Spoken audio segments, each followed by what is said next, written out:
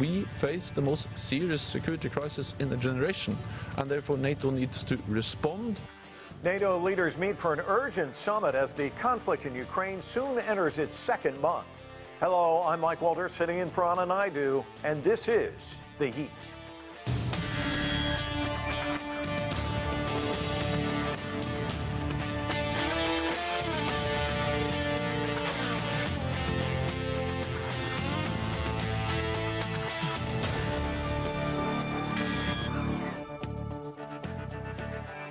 World leaders met in Brussels for not one, but three summits: G7, European Council, and NATO. The topic for these urgent meetings, of course, is the conflict in Ukraine. New sanctions were announced against Russia and the deployment of forces to Eastern Europe.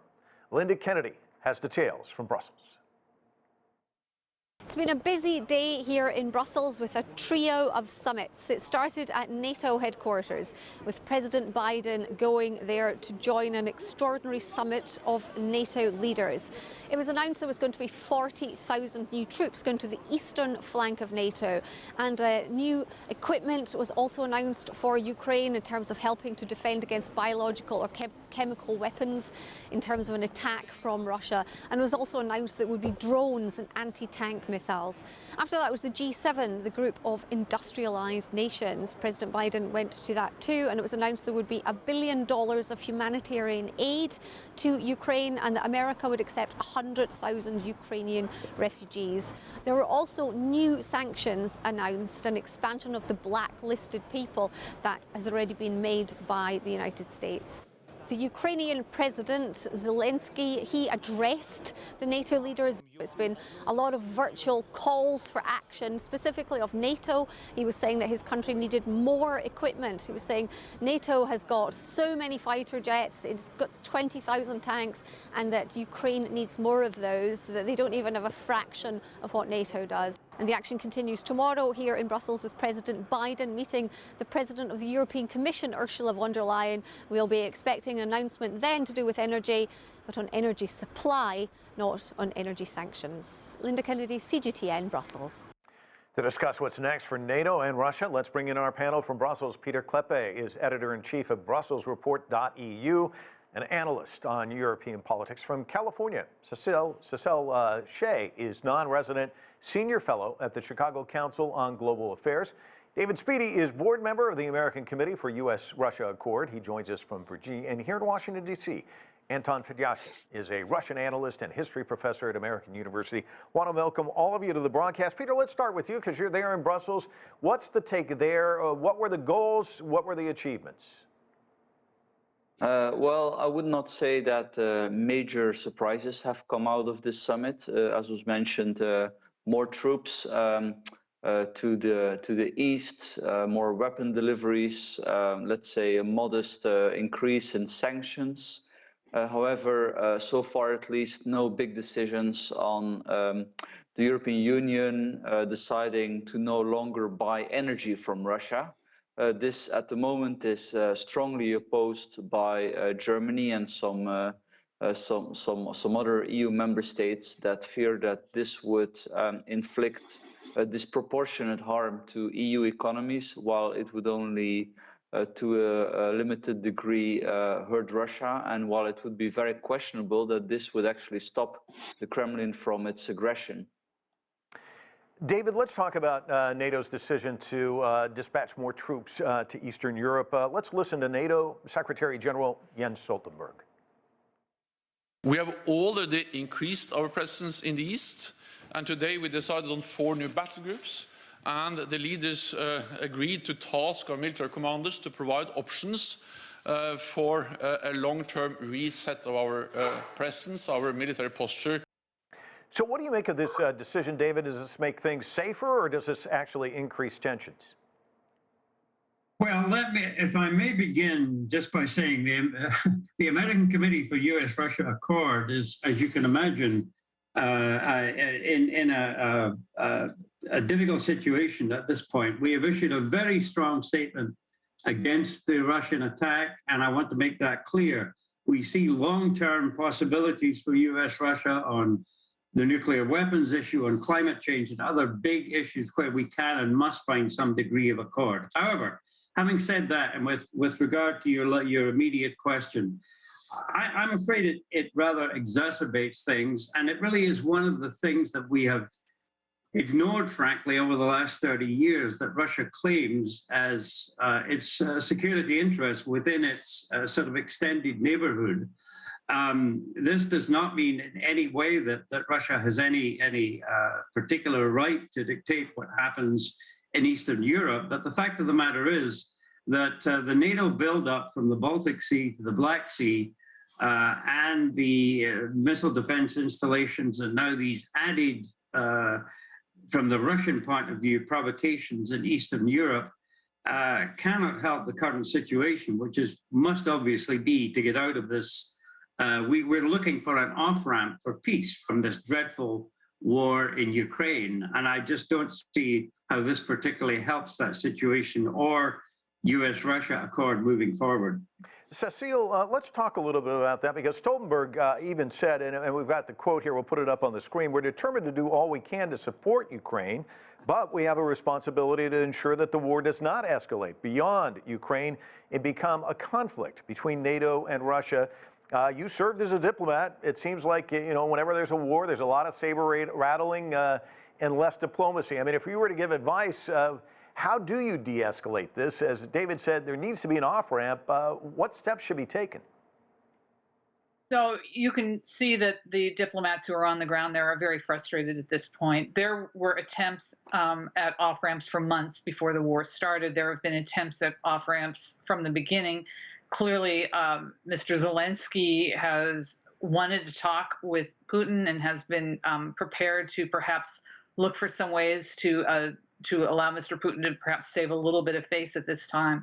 But, there's been almost no movement on the Russian side. Not almost no, there's been no movement on the Russian side. And every time a civilian target is hit by Russian forces, every time the Russians say they're going to let civilians evacuate and then do not let them evacuate, it just becomes that much harder. It becomes that much harder for Zelensky to sit down and try to find some way for Putin to back out of this.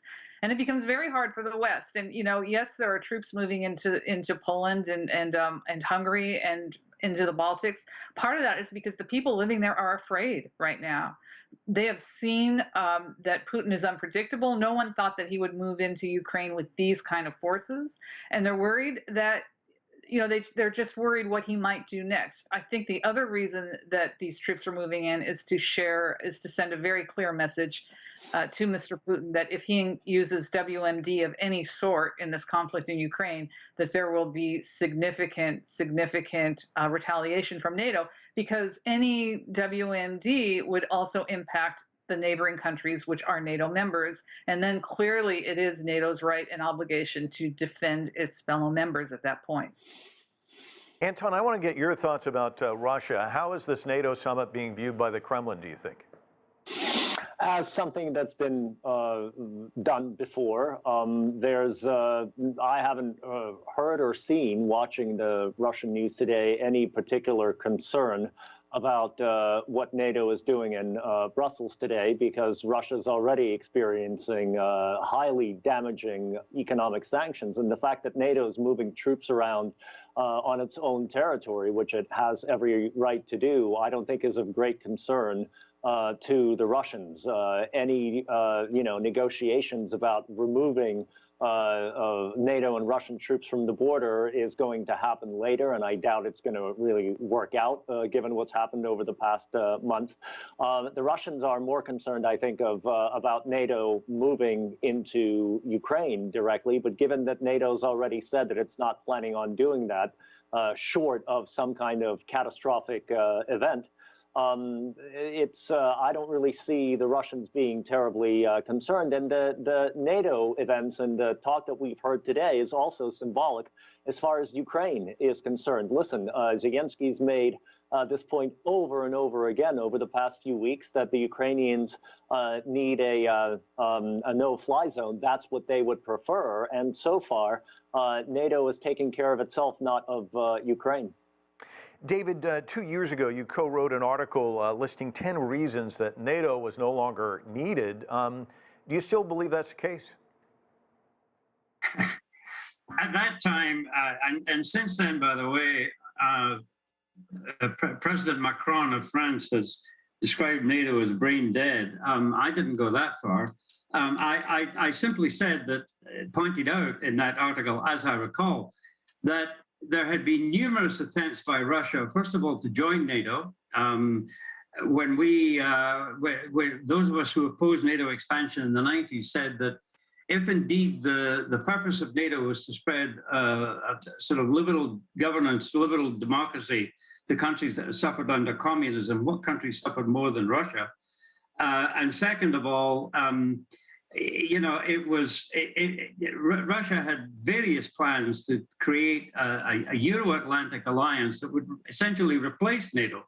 The Warsaw Pact had gone. NATO was a defensive military alliance, which served its purpose in the Cold War. And there were other options that seemed to be more suitable and for the times. And again, I think this joins a list of things, a long list of things over the past 30 years that, had they been more seriously considered, could well have managed to obviate the kind of crisis, the train coming down the track that no one could get off the tracks in time that we see in Ukraine today. Ukraine was just the final. And even then, bear in mind, in 2014, when after Maidan, Putin did not act then. And you know, a previous speaker spoke about the fact that Russia, that diplomacy had gone on for 2 months, but the Russian concerns, the fact of Ukraine and NATO, and the build-up, which I'm glad to hear from Moscow, may not be such a concern to Russia. These were simply not taken up seriously in these discussions. And there's been a long litany of that I think has fed Russian neuralgia, beginning with the disastrous decade of the 90s, the collapse of Russia's, almost collapse of Russia's society and economy, plus NATO expansion, right up until the present day. So I'm afraid there's a certain blame to be assigned, and I'm not the only one who's saying that over here, to the West and how Russia has been dealt with. Cecile, what do you make of what David just said?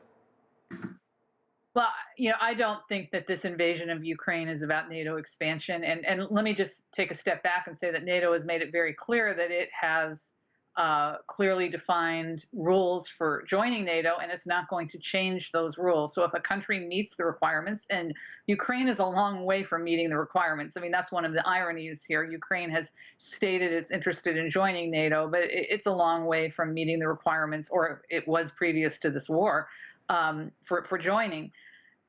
So secondly, in terms of whether or not we still need NATO, you know, it's been very clear since 2005, 2006 that Russia was willing and able and engaging in very troubling activities inside NATO members, including an assassination inside the inside London, and using a weapon of mass destruction, polonium.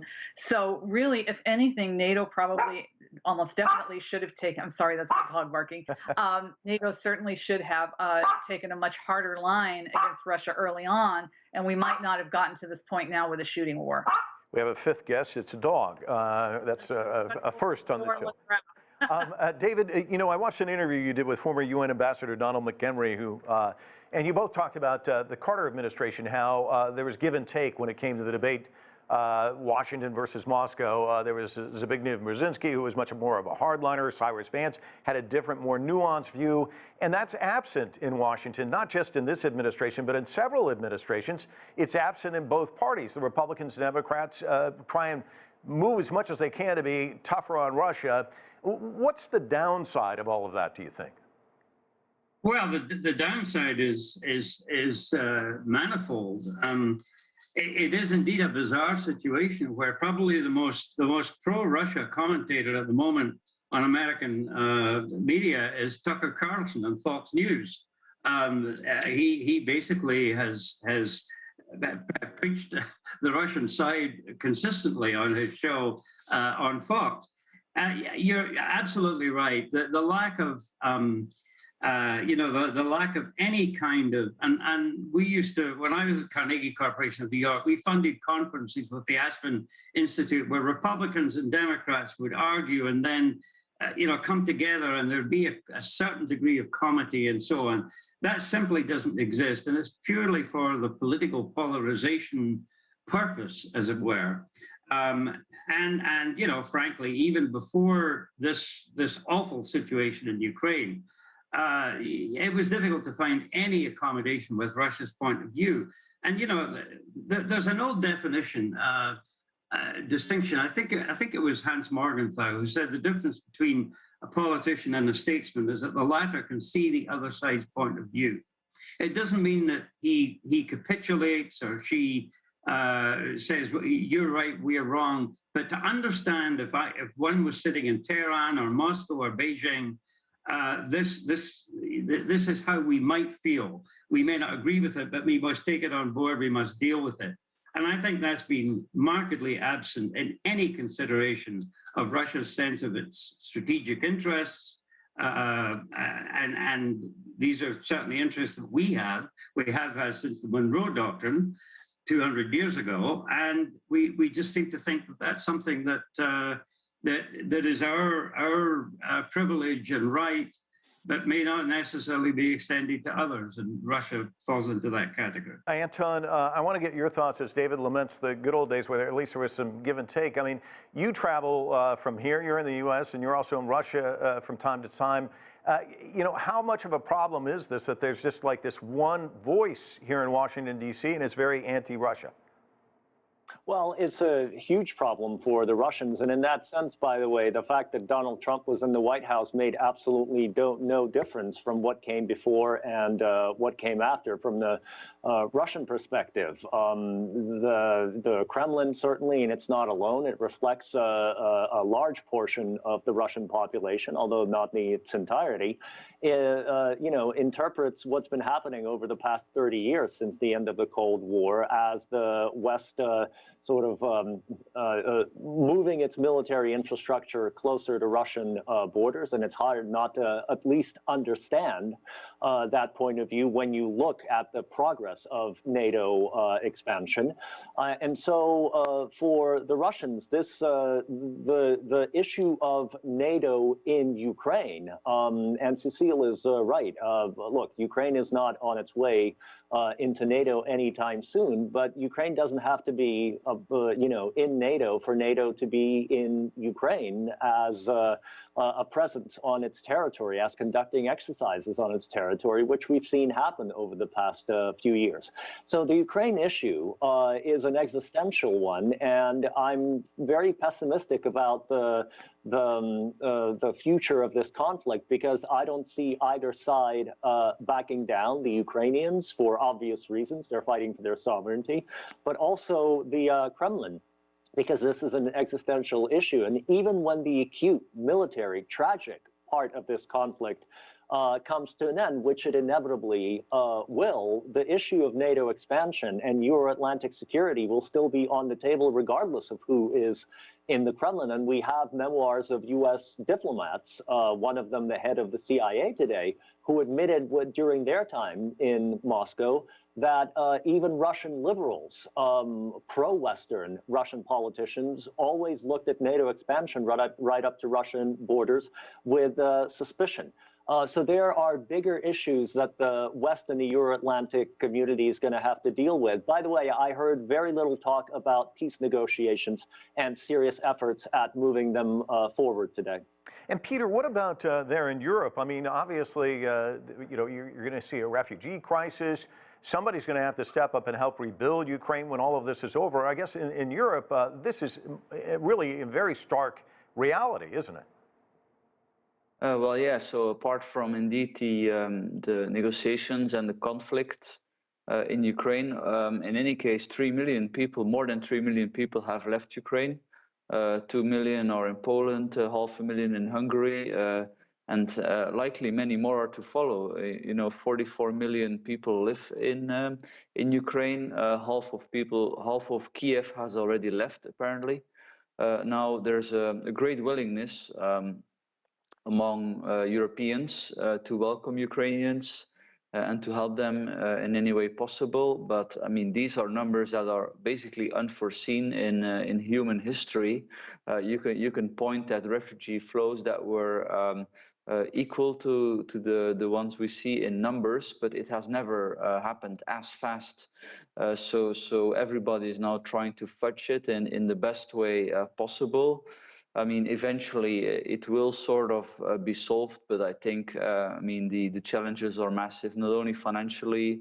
I mean, think of all the traumas that these people are carrying along. The children, it's really going to be that alone a massive challenge. On top of that, you already had an energy price crisis in Europe. Energy prices were already going through the roof. And now this is only worsening. So I mean, a recession or even a depression is on the cards.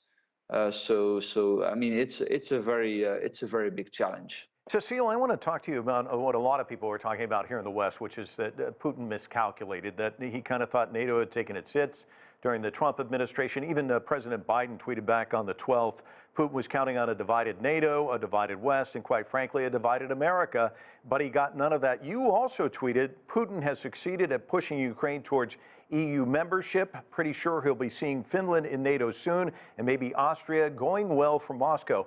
Do you really think that's possible? And also, The Atlantic had a piece out saying that Putin is creating the NATO he feared. Is that the case, do you think? Yeah, so I think, let me just take a step back. I think that Putin, for all of his experience and all of the people around him who think they understand the U.S., they grossly misjudged American public opinion. The Chicago Council has been polling Americans on how they feel about foreign policy for 50 or 60 years now.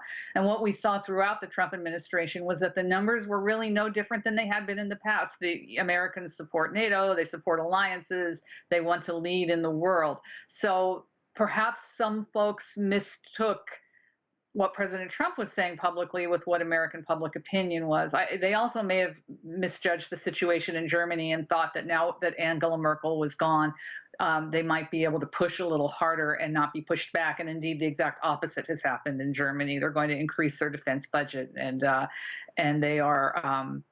They've so far agreed to sanctions that are beyond what they have ever agreed to in the past, although obviously they have decided, as Peter said, that they really can't accept too much more at this point because of their economy.